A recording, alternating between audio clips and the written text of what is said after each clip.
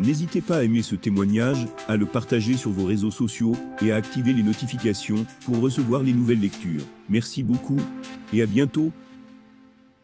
D'après mon expérience, non seulement mes croyances ont changé radicalement, mais toute ma conception de la vie a changé.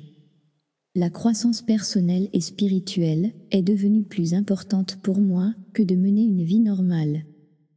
Je me concentre davantage sur l'aide aux autres, plutôt que d'obtenir plus pour moi-même. Je suis devenue très immatérielle et j'ai cessé de me soucier des petits problèmes de la vie. En grandissant, j'ai rarement fréquenté une église chrétienne. Je me suis convertie au catholicisme quand j'étais au lycée. Je me suis mariée dans l'église et j'ai fait baptiser mes enfants. Mais j'ai quitté l'église dans ma trentaine pour ne jamais y revenir. Ce que j'ai appris n'avait aucun sens, ni aucune pertinence pour ma vie. À l'époque de mon expérience, j'étais à la limite entre agnostique et athée. Avant mon expérience de mort imminente, j'avais lu la Bible, mais je ne peux pas dire que je la comprenais ou l'appréciais. Cependant, pendant l'expérience, j'ai eu une révélation sur la Bible. Lorsque je l'ai relue après l'expérience, je l'ai complètement comprise. Ce n'est plus à travers un verre sombre, et ce n'est pas quelque chose que j'ai appris dans mon étude de la Bible. La Bible a mis en mots mon expérience. Tout est là. Il faut juste le lire à un autre niveau de conscience pour le comprendre. Les personnes qui pensaient auparavant que ceux qui prétendaient avoir des expériences mystiques étaient des saints nous traitent aujourd'hui de fous, ou tentent d'expliquer scientifiquement les émis, afin que nous ne remettions pas en question nos croyances fondées sur une fausse vision du monde. Et voici mon témoignage. Au cours de l'été 1990, j'étais à la montagne avec mon mari et mes enfants. Le week-end, des amis et leurs familles se rendaient à la rivière pour se détendre sur des radeaux. Nous avons également fait du canotage et sur les 10 personnes présentes, ce samedi après-midi, 5 d'entre nous, dont moi, avaient déjà fait du canotage sur cette même partie de la rivière. Mais ce jour-là, la rivière était différente. Le niveau de l'eau était moins élevé, car il n'avait pas plu depuis plusieurs jours. Il fallait passer de nombreux rapides, chacun par un chemin différent. Au dernier rapide, j'ai fait une erreur presque fatale. Le radeau sur lequel je me trouvais a fait un tête-à-queue, est passé par-dessus un précipice de 2 mètres en arrière et s'est retrouvé coincé dans le courant d'eau. Le radeau a été pris dans un phénomène de courant rapide qui m'a poussé contre les rochers. J'ai été éjecté, coincé entre le radeau et les rochers et tiré vers le bas par la force de la rivière tombant sur ma tête et la succion du mouvement hydraulique. Quelqu'un sur le canot a attrapé mon bras et a essayé de me ramener dans le radeau, mais cela ne m'a permis de respirer que de temps en temps. Et j'ai été aspiré de nouveau dans l'eau. J'étais entre le marteau et l'enclume. Je savais, consciemment, calmement et sans panique, que j'allais mourir. La seule question était de savoir quand et comment. Je savais que la meilleure façon était de me noyer, parce que ça faisait mal quand j'étais pressé contre le rocher. La fois suivante, lorsque ma tête est sortie de l'eau, avec mon dernier souffle, je lui ai dit de lâcher prise. Et il l'a fait. J'ai eu l'impression d'être attiré par l'eau et j'ai pu me détendre. Je savais qu'il ne servait à rien de lutter. Puis, tout était noir. L'instant d'après, j'étais à plusieurs mètres au-dessus de la rivière, regardant le radeau qui s'accrochait au rocher. J'ai vu 2 personnes sur le radeau qui me faisaient signe de sortir de dessous. En aval, j'ai vu une autre femme sur notre radeau qui s'accrochait à un rocher. À ce moment-là, j'ai vu mon mari et ma sœur, qui avaient auparavant descendu les rapides sans incident, courir en haut de la colline pour comprendre pourquoi les débris s'écoulaient en aval. D'en haut, j'ai vu mon mari grimper sur un rocher dans la rivière. Il ne comprenait pas ce que les 2 hommes restés sur le radeau criaient par-dessus le rugissement de l'eau. Je n'avais aucune idée d'où j'étais ou de ce qui s'était passé, mais je savais que j'étais partie. Il semblait sur le point de sauter dans l'eau pour me chercher.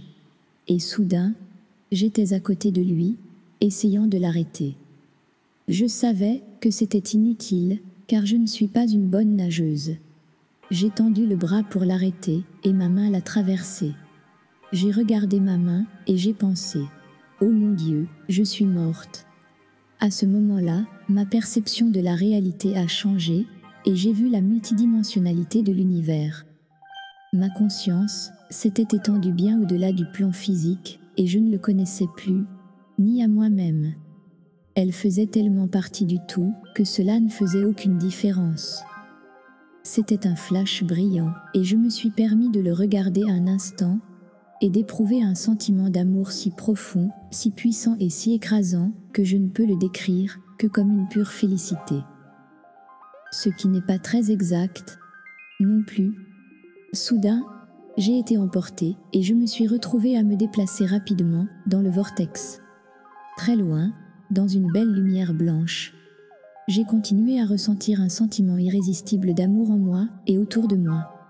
Je n'avais aucune peur, aucune anxiété, aucune inquiétude.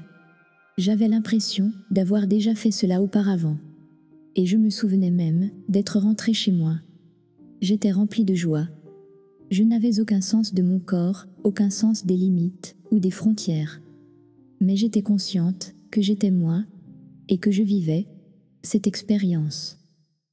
Par la suite, j'ai réalisé que je n'étais pas seule. Il y avait quelqu'un qui voyageait à mes côtés et qui ne pouvait être décrit que comme un être de lumière aimant. Nous communiquions spirituellement à la vitesse de la lumière. C'était quelqu'un que j'avais connu toute ma vie. Et quand j'ai senti la présence de cet être, je l'ai su immédiatement. Mais maintenant, je ne peux pas dire qui c'était. Ce n'était pas une figure religieuse célèbre, ni un parent décédé. Mais un ami spécial, qui était toujours avec moi, où que je sois. Peut-être même mon ange gardien. Cet être m'a dit par télépathie que je pouvais choisir de revenir. J'ai pensé, non, je veux que cela continue pour toujours. Soudain, nous sommes entrés dans la lumière et avons été témoins d'une toute nouvelle réalité. Elle était semblable au monde physique, mais dans cette vibration supérieure, elle était plus colorée, plus belle, plus étonnante. Il y avait des montagnes, des lacs et des plantes, aussi des arbres, des animaux et des bâtiments transparents, dont certains étaient très grands et ornés. J'ai vu des êtres de lumière en mouvement, vaquant à leurs occupations quotidiennes. Ils n'ont pas de corps physique, mais se trouvent dans différents champs d'énergie. Ils ne marchent pas, ils flottent. Ils vivent leur vie sans difficulté ni souci. Tout comme nous, ils sont artistes, danseurs, chanteurs, musiciens, inventeurs, architectes, guérisseurs et créateurs de merveilles. Une fois de plus, l'être de lumière m'a dit que c'était mon choix de rester ou de partir. Mais qu'apparemment il y avait plus à faire dans cette vie. Bref, qu'il n'était pas encore temps de partir. Comme j'hésitais encore, il m'a dit que si je choisissais de partir, je pourrais ramener des connaissances et les enseigner aux autres. Après une longue discussion, nous avons décidé de rentrer et je me suis soudain retrouvée devant un grand bâtiment, surréaliste et sans fin. On l'appelait là le palais ou temple de la connaissance. Une fois à l'intérieur du bâtiment, nous avons volé en spirale à travers des étagères, comme celle d'une bibliothèque, contenant des millions de livres. Quand j'ai atteint le sommet, j'ai vu une explosion kaléidoscopique de couleurs, et au même moment, ma tête a émergé de l'eau. J'étais en aval, et à quelques mètres du canot. J'ai rapidement réalisé où j'étais, et me suis accrochée à un rocher proche. J'ai réussi à me relever, et à recracher une grande quantité d'eau. J'étais en état de choc, mais je n'ai pas eu besoin d'aide médicale. Je ne sais pas combien de temps je suis restée sous le radeau, parce que personne ne regardait l'horloge à ce moment-là. Cela aurait pu être 4 ou 5 minutes, ou peut-être 10. Quoi qu'il en soit, pour moi, c'est arrivé pour plus. Je ne peux pas dire que j'étais cliniquement morte, mais je ne me souviens pas m'être débattue dans l'eau ou avoir essayé de retenir ma respiration jusqu'à ce que j'atteigne la surface. Mais je peux dire que cette expérience m'a libéré de la peur de la mort et m'a permis de vivre une vie que je n'aurais jamais vécue sans elle. Je peux également vous dire qu'à l'époque de mon expérience, j'étais à la limite entre agnostique et athée. Avant mon expérience de mort imminente, j'avais lu la Bible, mais je ne peux pas dire que je la comprenais. Cependant, au cours de l'expérience, j'ai eu une révélation à ce sujet. Et quand je l'ai relue après l'expérience, je l'ai complètement compris. La Bible a mis en mots mon expérience et tout y est. Il suffit de le lire, à un niveau de conscience différent, pour s'en rendre compte. N'hésitez pas à aimer ce témoignage, à le partager sur vos réseaux sociaux et à activer les notifications pour recevoir les nouvelles lectures. Merci beaucoup et à bientôt.